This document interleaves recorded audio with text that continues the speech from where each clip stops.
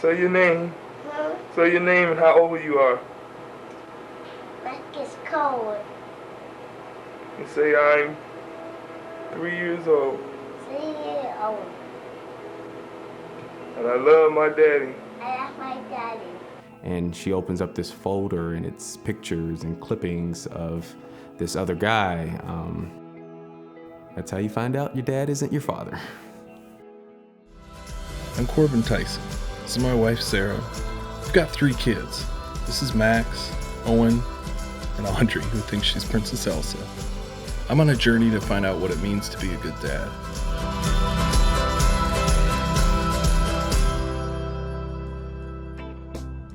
The other day I got into my car and it smelled exactly how my dad's car used to smell. Am I turning into my dad? And is that such a bad thing? There's a deep connection between our identity and our relationship with our dad. I talked with my friend Marcus about a time in his life when his identity and who he is was shaken to the core. What happens when your reality is turned upside down and what you thought was real wasn't? You know, you're either trying to be like your dad or be different from your dad. Everybody's relationship is different, but I feel like as a man, a lot of how you define yourself is by your dad. In my experience, your dad is the first man that you see as an actual man. He's not a superhero, he's not somebody on TV, he's an actual man that you see day in and day out. My dad was a coach. He really took people in. He was the type of coach that would pick you up, take you home. He stepped in as a father figure. His kind of saying was, when you're blessed, you have to be a blessing to other people. I think a lesson that I learned growing up from watching my dad and my mother both is help people that can't help themselves. I am an attorney. I work at a legal services firm representing low-income and indigent persons. People that can't afford lawyers get me as a free lawyer to represent them.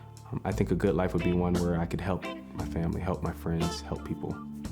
My dad is number 8 out of 9 boys. They talked a lot about, you know, what it means to be a Cole, what it means to be cold-blooded. The biggest thing is family first.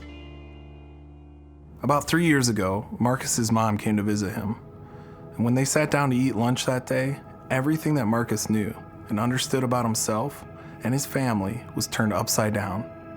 And she told me right then that, you know, what she wanted to tell me was who my father was. And, you know, I was like, oh, I know who my dad is, you know, what do you mean?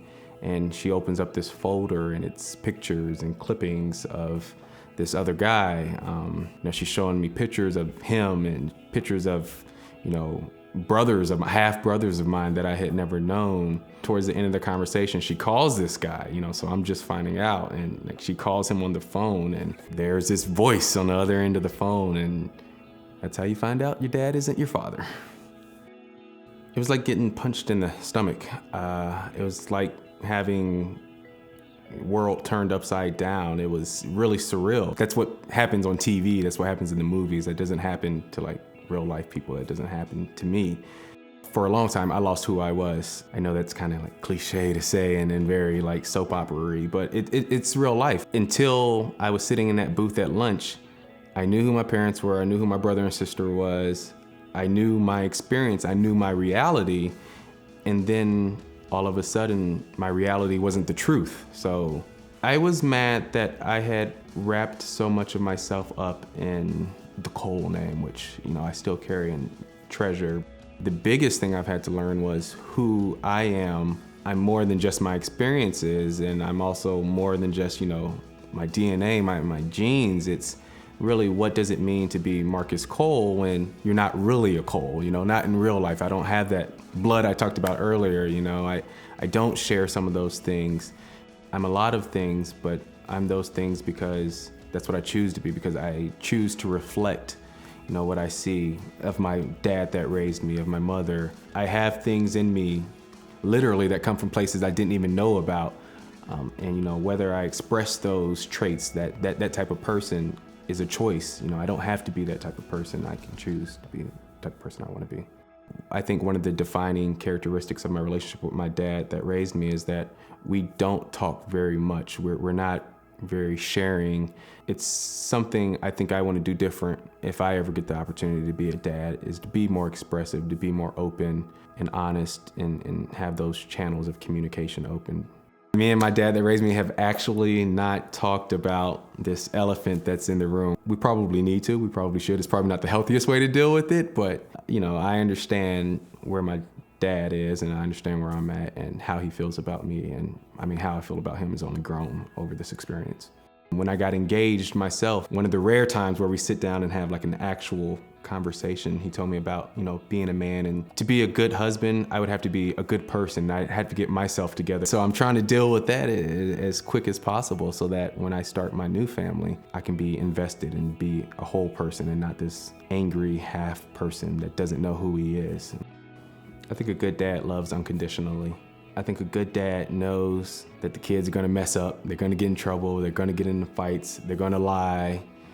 They're gonna know that and love you anyway. In the case of my dad, he's gonna know, even when I didn't know, that I'm not his by blood, but it doesn't matter because he loved me unconditionally, and he was, proud of me and still is proud of me. I wanna be a father, I wanna be a dad, I wanna be a part of their lives. I wanna be there for my kids the way my parents were for me, there every day, part of their lives, helping turn me into somebody that's a halfway decent person in the world. I still struggle with the fact that maybe I don't have what it takes to be a good dad. And much like Marcus, I lose my true self time and time again. I get impatient, and I get selfish. I let my career win more of my time than my family. And I've learned that if I don't intentionally remind myself of who I am, I get lost. So let me ask you this. Why do you think it is that so much of our identity is wrapped around our relationships with our dads? Soul Pancake, subscribe!